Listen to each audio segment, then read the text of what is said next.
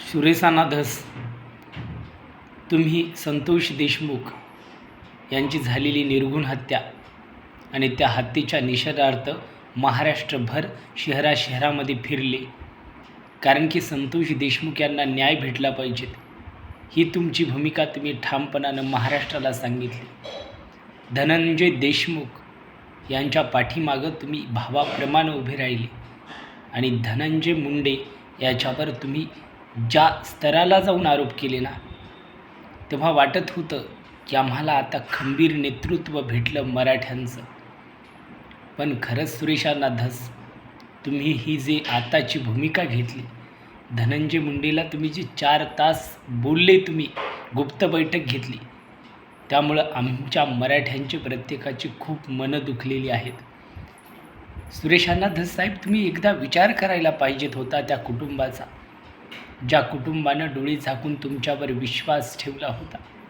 सुरेशांना धस, काय तुमचे शब्द होते हो, काय तुमची भाषा होती. तुम्ही प्रत्येक गोष्टीला चित्रपटातलं उदाहरण देत होता, डायलॉग मारित होता. एक डायलॉग तर तुमचा खूप फेमस झाला होता, हे वागणं बरं नव्हे. आता तुमचं हे वागणं बरं आहे का हो? स्वतःला प्रश्न विचारा तर असा. सुरेशांना धस, संतोष देशमुखची झालेली निर्घृण हत्या, याला तुमचा जरी आत्ता पाठिंबा नसेल, या न्यायाच्या लढाईमध्ये जरी तुम्ही सोबत नसला, तरी आम्ही प्रत्येकजण संतोष देशमुख यांच्या कुटुंबाच्या सोबत खंबीरपणानं उभे आहोत, हे सांगण्यासाठी हा व्हिडिओ केलेला आहे. तुमच्यासारखे लाखो जण राजकारणासाठी, मतांसाठी, पैशांसाठी लाचार होतील, पण आम्ही मराठी लाचार होणारे नाहीत. आम्ही खरे छत्रपती शिवरायांचे मावळे आहोत. अहो, संतोष देशमुखांची कशा प्रकारे हत्या केली हे तुम्ही जे विधिमंडळात मांडलं, ते ऐकून डोळ्यातून धारा लागल्या, डोळ्यातून आसवं आली. पण तुम्हीच इतकी दुपट्टी भूमिका घेतली, हे ऐकून खूप खूप वाईट वाटलं.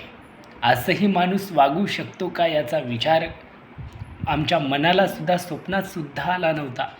असं तुम्ही वागले, याला माफी नाही. अहो, तुम्हाला गरजच नव्हती ना हो, धनंजय मुंडेकडे जाण्याची मुळात गरजच नव्हती. कशासाठी जायचं? आता तुम्ही सारवासारव करायला, नाही मी त्या गोष्टीसाठी गेली नाही. अहो, ज्या माणसावर तुम्ही इतके आरोप करायला, त्याच माणसाला तुम्ही भेटायला चल्या, ही कोणती नियत आहे तुमची? आणि हा कोणता तुमचा रगेलपणा आहे? तुम्ही म्हणायला रगेल वागलं पाहिजे, तर रगेल, हे कोणतं रगेल वागणं आहे हो तुम्हाला? तुम्हाला तरी समजायले का? विचार करा जरासा, स्वतःच्या मनाला प्रश्न विचारा की मी कसा वागलो. स्वतःच्या मनाला प्रश्न विचारा पहिल्यांदा. स्वतःच्या मनानं दिलेलं उत्तर हे खूप खूप तुम्हाला वेदनादायक ठरणार आहे. पण तुम्ही काय मन जाणणार हो, आणि तुमचं मन काय निर्मळ असणार.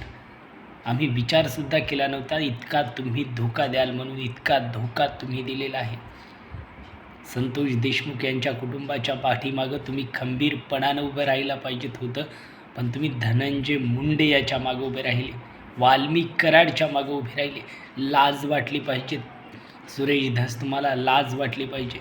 ज्या मराठ्यांनी, ज्या समाजानं तुम्हाला डोक्यावर घेतलं, ज्या समाजानं तुमची दुधानं अभिषेक केला तुमचा, त्याचे तुम्ही चांगले पांग फेडले हो, चांगले पांग फेडले. लाज वाटायला पाहिजेत खरंच असं वागताना. संतोष देशमुख या कुटुंबाच्या पाठीमागं आम्ही प्रत्येकजण खंबीरपणानं उभे आहोत. आम्हाला गरज नाही कुणाची. आम्ही न्याय दिल्याशिवाय त्यांना शांत बसणार नाही. एक मराठा, कोटी मराठा. आमचे मनोज जरांगे पाटील आमच्यासोबत आहेत. मराठ्यांचं दैवत, मराठ्यांची आन बान शान मनोज जरांगे पाटील आमच्यासोबत असताना आम्हाला अशा कुणाचीच गरज नाही. जय जिजाऊ, जय शिवराय, जय शंभूराजे.